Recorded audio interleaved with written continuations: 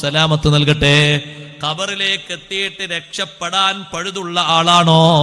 മുൻകർ നക്കീർ അലൈഹിമസ്സലാത്തു വസ്സലാം വരുന്നതിന്റെ മുമ്പ് തന്നെ അതിനുള്ള അടയാളം കിട്ടിപ്പോയി. മുൻകർ നക്കീർ അലൈഹിമസ്സലാത്തു വസ്സലാം വരാൻ കൂടുതൽ സമയം കഴിയണ്ട. പിന്നെയോ ആളുകളൊന്ന് മറമാടലൊന്ന് പൂർണ്ണമായി കഴിഞ്ഞാൽ ഉടനെ വരും ഖബറിലേക്കൊരു രൂപം.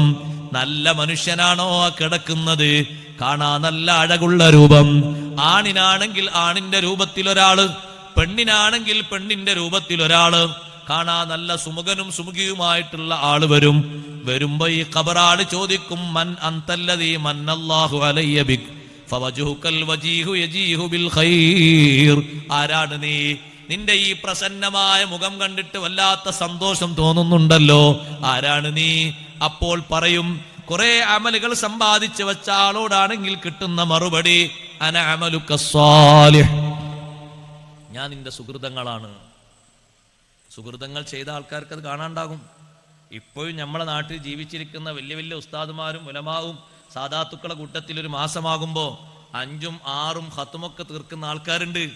ദീനിന്റെ ഹിദ്മത്തൊക്കെ എടുക്കുന്നതിന്റെ ഇടയിൽ ദർസൊക്കെ നടത്തിക്കൊണ്ടിരിക്കുന്നിടയിൽ മറ്റു സുന്നത്തസ്കാരങ്ങളും കുടുംബങ്ങളൊക്കെ പുലർത്തിക്കൊണ്ടിരിക്കുന്ന ഇടയിൽ അവർ തീർക്കുന്നു 5ഉം 6ഉം ഖത്മും.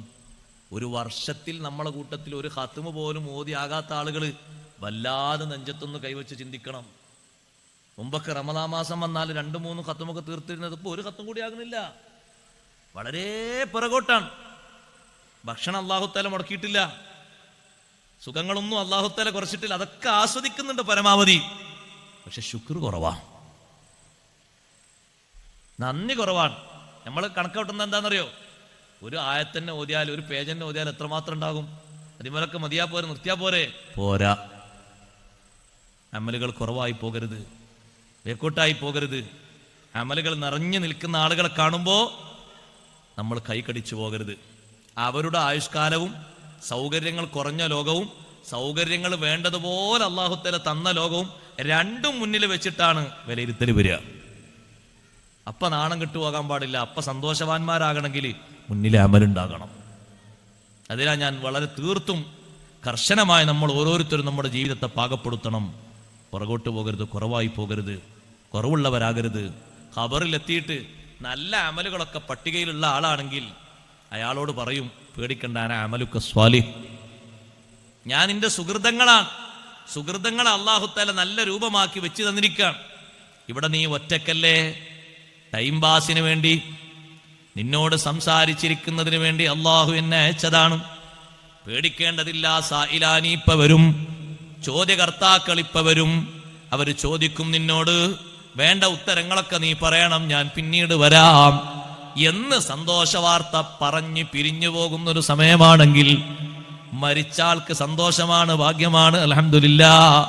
അതേ സമയത്ത് ആ ഖബറിൽ എത്തിയ ഉടനെ തന്നെ ഏറ്റവും കണ്ടാൽ വെറുപ്പ് തോന്നിക്കുന്ന വിരൂപിയായ ഒരു രൂപം വന്നേക്കും. വരുമ്പോൾ കണ്ട ഉടനെ തന്നെ ഈ മനുഷ്യൻ ചോദിക്കും, ഖബറാള് ചോദിക്കും, നീ ആരാണ്? നിന്നെ കാണുമ്പോ തന്നെ എനിക്ക് വിഷമമാകുന്നുണ്ടല്ലോ, നീ ആരാണ്? അന അമലുകൽ ഖബീസ്, ഞാൻ നിന്റെ ദുശ്ചെയ്തികളാണ്. ജീവിതത്തിൽ ഏറ്റവും കൂടുതൽ നീ സമയം കളഞ്ഞത് എന്തിനു വേണ്ടിയാണ്? അനാവശ്യങ്ങൾക്ക് വേണ്ടിയാണ്. അനാവശ്യ ദൃശ്യങ്ങൾ, അനാവശ്യ ദർശനങ്ങൾ, അനാവശ്യ ശ്രാവ്യങ്ങൾ, അതിനാണ് നീ ഏറ്റവും അധികം സമയം കളഞ്ഞത്. രാത്രി നീ കിടക്കാൻ ഒരുങ്ങുമ്പോ നിന്റെ കാതിലൊരു ഇയർഫോണ്. നീ ഒറ്റക്കാണെങ്കിൽ എന്നും കുറച്ചുകൂടി ദർശനങ്ങൾ കൂടിയുണ്ട്. അല്ല, നിന്റെ ഭാര്യയുണ്ടോ? ഭാര്യ കേൾക്കാതിരിക്കാനല്ലേ നിന്റെ കാതിലേക്ക് നീ വെക്കുന്നത്. നിന്റെ മൊബൈലിലൂടെ നീ കേൾക്കുന്ന സൗണ്ട് എന്താണ്? കേൾക്കൽ ഹറാമാണെന്ന് പണ്ഡിതന്മാര് പഠിപ്പിച്ച മ്യൂസിക്കാണ്. ഹലാലാക്കിയ, സുന്നത്താക്കിയ, ജായിസാക്കിയ ശബ്ദമല്ല, ദഫിന്റെ ശബ്ദമല്ല, മ്യൂസിക്കാണ്. അല്ലെങ്കിൽ നീ കേൾക്കാൻ ആഗ്രഹിക്കുന്നത് സെക്സ് ആണ്. അതുപോലെ തന്നെ കാണാൻ ആഗ്രഹിക്കുന്നത് നീലചിത്രങ്ങളാണ്. അതിന്റെ മുന്നിലാണ് തപസ്സിരിക്കുന്നത്. എത്ര ആളുകളാ സഹോദരങ്ങളെ, ഒരു വിഷമവും ഒരു വെറുപ്പും ഒരു നാണവും ഇല്ലാതെ മണിക്കൂറുകൾ കളയുന്നു എത്രയോ ആളുകൾ. നഊദുബില്ലാഹ്. അങ്ങനെ സമയം കളഞ്ഞ് ശീലിച്ച ആളുകളുടെ ശീലം പള്ളിക്കകത്ത് വരെ പിടിക്കപ്പെട്ടു പോയി. എത്ര സങ്കടകരമാണ്. കഴിഞ്ഞ റമദാനിലെ ഒരു പള്ളിയിൽ ഒരു 3-4 ചെറുപ്പക്കാർ പള്ളിയിൽ ഉച്ചക്ക് കയറി വന്നിരുന്നു. അവരാ ഇരുന്ന ഇരുത്തത്തിൽ അവരങ്ങനെ ഉറങ്ങി കുറച്ചു നേരം കഴിഞ്ഞ് നോക്കുമ്പോൾ അവരെ കാതിലേക്ക് അവർ ഫിറ്റ് ചെയ്ത് വെച്ചത് കാതിൽ നിന്ന് പുറത്തേക്ക് വന്നു.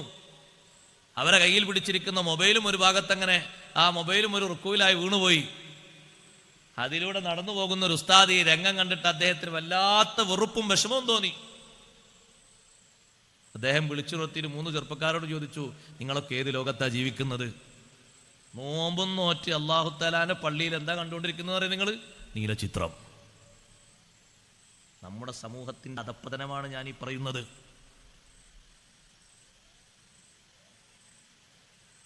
ഇപ്പൊ അടുത്തൊരു വിദേശയാത്രക്ക് ഞാൻ പോയപ്പോൾ ഞാൻ വിചാരിച്ചു ഈ സഹോദരിമാരൊന്നും ഈ വിഷയത്തിൽ യാതൊരു വിഷയമില്ലാതെ അവരൊക്കെ നല്ല രൂപത്തിലും ഭാവത്തിലായിരിക്കും.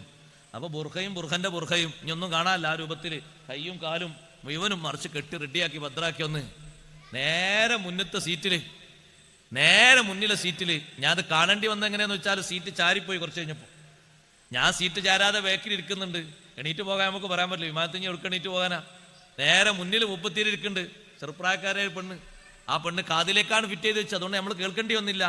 പക്ഷെ മുന്നിൽ കയ്യിൽ പിടിച്ചിരിക്കുന്ന ഉപകരണത്തിലൂടെ മിന്നി മറയുന്ന ചിത്രങ്ങൾ എന്താണെന്നറിയോ സഹോദരങ്ങളെ? മുസ്ലിമിന് കാണാൻ പറ്റൂല, ഒരു മുസ്ലിമായ ആണിനും പെണ്ണിനും കാണാൻ പറ്റൂല. എത്രമാത്രം മോശമാണ്. ഇതൊക്കെ ഹലാലായ രൂപത്തിൽ പരുവത്തിൽ കൂട്ടിയിരിക്കുകയാണ് നമ്മളെ ആൾക്കാരല്ലേ. അതിൽ ഇനി ആരാ ബാക്കിയുള്ളതെന്നും കൂടി അറിയില്ല. 3 വയസ്സ് 3.5 വയസ്സാകുമ്പോഴേക്ക് എന്തെങ്കിലുമൊക്കെ ഒരു നല്ല മതഹിന്റെ പാട്ടൊരു കുട്ടിക്ക് ഇട്ടെടുത്താൽ കുട്ടി പറയും അത് വേണ്ട, ഞാനൊരു കോമഡിയോ ഒരു മൂവിയോ കാണട്ടെ. എത്ര വയസ്സ്? 3-3.5 ആകുമ്പോ. LKG-യിലേക്ക് ആ കുട്ടീനെ എത്തിച്ചിട്ടില്ല, അപ്പോഴേക്ക് കുട്ടി പറയാൻ. ഇത്രത്തോളം ഒരു കുട്ടി പറയുന്ന ഒരു പരുവത്തിലേക്ക് എത്തിയതെങ്ങനെ? മാതാപിതാക്കൾ മുഴുവനും മുഴുകിയത് അതിലായതുകൊണ്ടാണ്.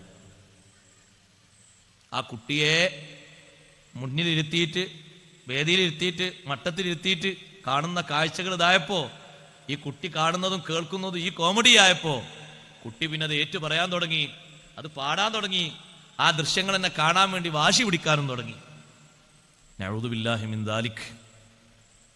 നമ്മൾ നന്നായി ആലോചിക്കണം, നന്നായി ചിന്തിക്കണം. മഹാന്മാരൊക്കെ ഏറ്റവും കൂടുതൽ പേടിയോടെ കണ്ട വിഷയം ബഹുമാനപ്പെട്ട അബ്ദുല്ലാഹി ഇബ്നു മസ്ഊദ് റളിയല്ലാഹു അൻഹു എത്ര പ്രതിഷേധിച്ചുകൊണ്ടാണെന്നറിയോ മഹാനവറുകൾ കല്യാണ വീട്ടിൽ നിന്ന് ഇറങ്ങി ഓടിയത് ഭക്ഷണം കഴിക്കാതെ. ഇമാം ബുഖാരി തങ്ങൾ സ്വഹീഹിൽ റിപ്പോർട്ട് ചെയ്ത ഹദീസാണ്. ജീവനുള്ള ജീവിയുടെ ഒരു ചിത്രം ചുമരിൽ പതിപ്പിച്ചു എന്നൊരൊറ്റ കാരണം കൊണ്ട്, ജീവനുള്ള ജീവിയുടെ ഒരു ചിത്രം ചുമരിൽ പതിപ്പിച്ചു എന്നൊരൊറ്റ കാരണം കൊണ്ട് ഭക്ഷണം കഴിക്കാതെ വീട് വിട്ടിറങ്ങിപ്പോയി. പ്രതിഷേധാത്മകമായിട്ട് അവരത്രത്തോളം പേടിച്ചു സൂക്ഷിച്ചതാണ്. മ്യൂസിക്കിന്റെ ശബ്ദം കേട്ടപ്പോ, വീണവിളിയുടെ ശബ്ദം കേട്ടപ്പോ കേൾക്കാത്ത ഇടം വരെ കാതുപൊത്തി നടന്ന മഹാനാണ് അബ്ദുല്ലാഹി ഇബ്നു ഉമർ റളിയല്ലാഹു അൻഹുമാ. മഹാനവറുകളെ കൂടെ നടക്കുന്നുണ്ട് ശിഷ്യൻ നാഫിർ റളിയല്ലാഹു അൻഹു. നാഫിർ റളിയല്ലാഹു അൻഹു ഉസ്താദ് എന്തിനാ കാതുപൊത്തിയത്? നാഫിർ റളിയല്ലാഹു ചെറിയ കുട്ടിയാണ്. അപ്പൊ ഇബ്നു ഉമർ തങ്ങൾ പറയാണ്, ഞാൻ കാതുപൊത്തിയത് വെറുതെ അല്ല, ഞാൻ ചെറിയ കുട്ടിയായിരിക്കും, എനിക്ക് 10 വയസ്സായിട്ടില്ല. അങ്ങനത്തെ ഒരു സമയം നബി സല്ലല്ലാഹു അലൈഹി വസല്ലം തങ്ങളുടെ കൂടെ മദീനയിലൂടെ നടക്കുമ്പോ അന്ന് തങ്ങൾ കേട്ടു ഒരു ശബ്ദം, മുളവടി കൊണ്ട് കളിക്കുന്ന ഒരു ശബ്ദം. എന്താ പേര്? കോൽക്കളി. ആ കളി കളിക്കുന്ന ഒരു ശബ്ദം കേട്ടപ്പോ ഹബീബായ തങ്ങൾ കാതുപൊത്തി. എന്നിട്ട് എന്നോട് ചോദിച്ചു, ഹൽ സമീഅത ഷൈഅൻ, വല്ലതും കേൾക്കുന്നുണ്ടോ മോനെ, വല്ലതും കേൾക്കുന്നുണ്ടോ? ഇബ്നു ഉമർ തങ്ങൾ പറയാ, ഞാൻ ഇല്ലാന്ന് പറയുന്നിടത്ത് നടന്നെത്തിയിട്ടാണ് 2 കയ്യും കൊണ്ട് കൊടുത്തത്. ആരാണിത്? ലോകത്തിന്റെ നേതാവ് സയ്യിദുനാ റസൂലുള്ളാഹി സ്വല്ലല്ലാഹു അലൈഹി വസല്ലം. അവിടെയാണോ നമ്മൾ സിനിമയും മ്യൂസിക് കൊണ്ടൊക്കെ കളിച്ചിട്ട് ഒരു 10 റുപ്യ 20 റുപ്യ അല്ലെങ്കിൽ 5 റുപ്യ സ്വതക്ക ചെയ്തിട്ടാണ് നേടിയിട്ടെത്താന്ന് കരുതുന്നത്? നല്ല ചിന്തിക്കണം, നല്ലോണം ആലോചിക്കണം. നമ്മൾ പോയി കിടക്കാനുള്ള ഒറ്റക്കുള്ള വീട് സുഗമമായി കിട്ടണം. അതിന് ചെറിയ പണിയൊന്നും എടുത്താൽ പോരാ, നല്ലോണം മനസ്സിനെ പാകപ്പെടുത്തണം, ശരീരത്തെ പാകപ്പെടുത്തണം, ഹവയെ നന്മയിലായിട്ട് കീഴ്പ്പെടുത്തണം. ഹവക്കനുസരിച്ച് വഴിപ്പെട്ടു പോകരുത്, ഹവയുടെ കൂടപ്പുറപ്പായിട്ട് പിന്തുടർന്ന് നടക്കരുത്, പരാജയപ്പെട്ടു പോകും.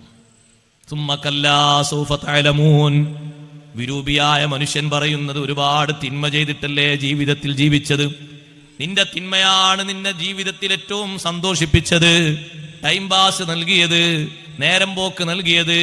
ഒറ്റക്കുള്ള സമയത്തും നിനക്ക് അലംഭാവമില്ലാതെ വീട്ടിൽ താമസിക്കാനും ഒറ്റക്ക് യാത്ര ചെയ്യാനും എവിടെ പോയിരിക്കാനും നിനക്ക് പെർമിറ്റ് തന്നത് നിന്റെ ദുശ്ചെയ്തികളാണ്.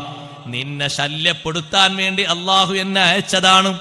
നിന്നെ ഒറ്റക്ക് കടക്കുന്നിടത്ത് നിനക്ക് സുഖം തരരുത്. ഒറ്റക്ക് തിന്മകളെ കൊണ്ട് ദുനിയാവിൽ സുഖിച്ച ആളല്ലേ നീ. ഇവിടെ കിടന്നിട്ട് നീ ബുദ്ധിമുട്ട് അനുഭവിക്കണം. സായിലാനി വരും, അതിനുശേഷം പിന്നീട് ഞാൻ വരും. നേരത്തെ ധൈര്യസമേതം ഉത്തരം പറയാൻ വേണ്ടി പറഞ്ഞ് നല്ല രൂപം പിരിഞ്ഞു പോയതുപോലെ സായിലാനി വരും, പിന്നീട് വരും എന്ന് പറഞ്ഞിട്ടാണ് ഈ രൂപവും പോകുന്നത്. ഖബറിൽ വരുന്ന അവസ്ഥയാണിത്. ഖബറിന്റെ ഉള്ളിൽ കിടക്കുന്ന ശിക്ഷ പുറത്തേക്ക് കാണാൻ നമുക്ക് കഴിയില്ല സഹോദരങ്ങളെ, കേൾക്കാനും നമുക്ക് കഴിയില്ല. എന്തിനാണെന്നറിയോ? ആ ഒരു കഴിവല്ലാഹു നമുക്ക് തന്നിരുന്നുവെങ്കിൽ ഭൂമിയിൽ ഒരു സെക്കൻഡ് നമ്മൾ ജീവിക്കാൻ ആഗ്രഹിക്കൂല, ഒരു ഹൈറാത്തും നമ്മളെ കൊണ്ട് ചെയ്യാൻ കഴിയൂല. പക്ഷേ കണ്ട ചില ആളുകളുണ്ട്, കണ്ട ചില മഹാന്മാരുണ്ട്, അവര് ചില കാര്യങ്ങളൊക്കെ റിപ്പോർട്ട് ചെയ്തിട്ടുണ്ട്. അത് ശ്രദ്ധിക്കുന്നത്